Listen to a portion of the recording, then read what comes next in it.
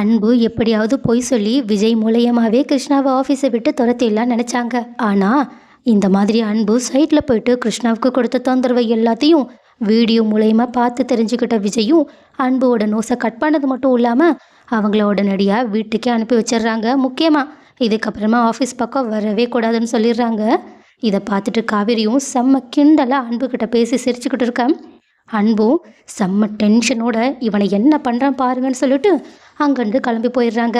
ஆனால் இது எதையுமே விஜயும் காவேரியும் பெருசாகவே எடுத்துக்கல. ஏன்னா அவங்களுக்கு அன்புவால் நம்மளை ஒன்றுமே பண்ண முடியாதுன்னு நல்லாவே தெரிஞ்சிருக்கு. அதனால தான் அவங்க கூலாக ஆஃபீஸோட ஒர்க்கை பார்த்து முடிச்சுட்டு நைட்டு ரொம்பவே லேட்டாக அதுவும் டயர்டாக வீட்டுக்கு கிளம்பி போயிட்டுருக்காங்க.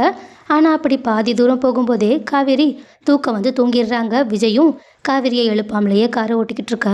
இன்னொரு பக்கமும் வீட்டில் பாட்டியோட பிளட் ப்ரெஷர் எல்லாத்தையுமே செக் பண்ணிக்கிட்டு இருக்க சித்துவும் அவங்களுக்கு டைமுக்கு டைம் சாப்பாடெல்லாம் கொடுத்துக்கிட்டு இருக்காங்க. ஆனால் அப்போ பார்த்து கரெக்டாக அங்கே வந்த கங்காவும் திடீர்னு கீழே மயங்கி விழுகிற மாதிரி போயிடுறாங்க. இதை பார்த்துட்டு பதட்டப்பட்ட சாரதா பாட்டின்னு சொல்லிட்டு எல்லாருமே கங்காவை உட்கார வச்சுட்டு அவங்கள ஹாஸ்பிட்டலுக்கு போகலாமான்னு சொல்லிட்டு டிஸ்கஸ் பண்ணி வச்சுட்டு இருக்காங்க.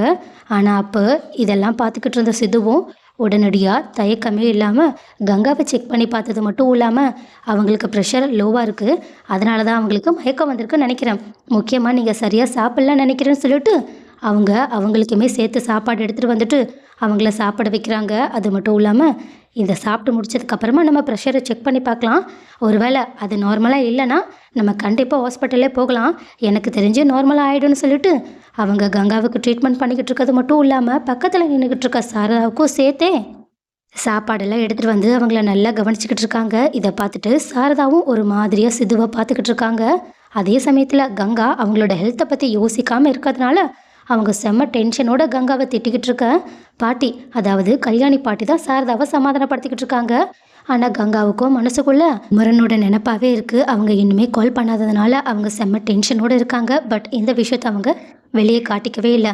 ஆனால் இன்னொரு பக்கம் காரில் வந்துக்கிட்டுருங்க காவேரியும் ஒரு சமயத்தில் தான் அசந்து தூங்கிட்டோன்றதை புரிஞ்சுக்கிட்டு உடனடியாக எழுந்திரிச்சு ஏன் என்னை எழுப்பலன்னு கிண்டலா விஜய்கிட்ட சண்டை போட்டுக்கிட்டு இருக்காங்க. ஆனால் விஜயும் அந்த பேச்சு எல்லாத்தையுமே டைவர்ட் பண்ணிவிட்டு, ஆமாம் உன்னோட வளகாப்புக்காக நம்ம சாரியெல்லாம் பர்ச்சேஸ் பண்ணோம்ல, அதை எப்போ பண்ணலான்னு கேட்க, அதுக்கு காவேரியும் இல்லைங்க அதெல்லாம் தேவையில்லை, நான் அம்மா கிட்டே ஏற்கனவே கேட்டுட்டேன், அம்மா இந்த மாதிரி கல்யாணத்துக்கு கட்டின புடவையை தான் கட்டணும்னு சொன்னாங்கன்னு சொல்ல.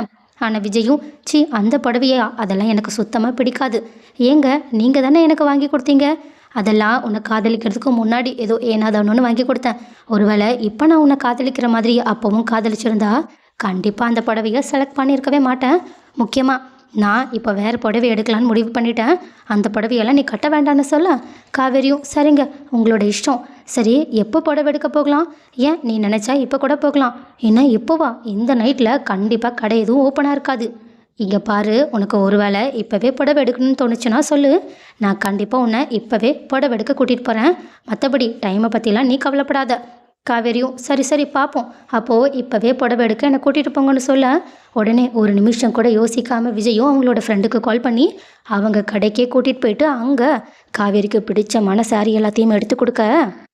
காவேரியும் அவங்களுக்கான சாரியை எடுத்து முடிச்சதுக்கப்புறமா எங்கள் வீட்டில் இருக்கவங்க எல்லாருக்குமே நம்ம ட்ரெஸ் எடுத்துடலாமா, எடுத்துடலாம், உனக்கு ஓகேனா எனக்கு ஓகே தான், சரிங்க ஏன்னா நான் மட்டும் புது ட்ரெஸ் போட்டால் நல்லா இருக்காதுல்ல, அதனால தான் நான் எல்லாருக்குமே எடுத்துட்றேன்னு அவங்க ஃபேமிலியில் இருக்கவங்க எல்லாருக்குமே எடுத்து முடிச்சுட்டு விஜய்கிட்ட கொஞ்சம் தயக்கத்தோட எங்கள் முத்தமிழரோட குடும்பத்தில் இருக்கவங்களுக்கும் ட்ரெஸ் எடுத்துடலாமா, அதில் என்ன பிரச்சனை, உனக்கு எந்த பிரச்சனையும் இல்லைனா நீ தாராளமாக எடுக்கலாம், பிரச்சனை இல்லைன்றதுனால தான் உங்ககிட்ட கேட்டேன், சரி நான் அவங்களுக்கும் சேர்த்து எடுத்துறேன்னு சொல்லிட்டு அவங்களோட குடும்பத்துக்கும் பார்த்து பார்த்து விஜயும் காவேரியும் ட்ரெஸ் எல்லாத்தையுமே பர்ச்சேஸ் பண்ணிக்கிட்டு இருக்காங்க. ஸோ கைஸ் எப்படியோ ஒரு வழியாக காவேரியோட வளகாப்பு நல்லபடியாக நடக்க போகுதுன்னு மட்டும் நமக்கு நல்லா தெரியுது. ஆனால் என்ன இதில் ஒரே ஒரு தொந்தரவாக இருக்க போகிறது அன்பு மட்டும்தான், அவங்க மூலியமாக கண்டிப்பாக வளகாப்பில் பிரச்சனை வர வாய்ப்புகள் நிறையவே இருக்குது. ஒருவேளை நிவின் குமரனோட நிலைமை என்னன்றதையும் இந்த நிலைமையில் புரிஞ்சுக்கிட்டு அவங்க அந்த விஷயத்தை பற்றி ஒருவேளை வீட்டுக்கு வந்து சொல்லவும் வாய்ப்பு இருக்குது. ஸோ குமரனோட பிரச்சனையும் முக்கியமாக அன்போட பிரச்சனையும் இதுக்கப்புறமா என்னதான் ஆக போகுது, முக்கியமாக காவேரியோட வளகாப்பு நல்லபடியாக முடிஞ்சதுக்கப்புறமா இந்த பிரச்சனைலாம் காட்டினா நல்லா இருக்குன்னு யாரெல்லாம் நினைக்கிறீங்க?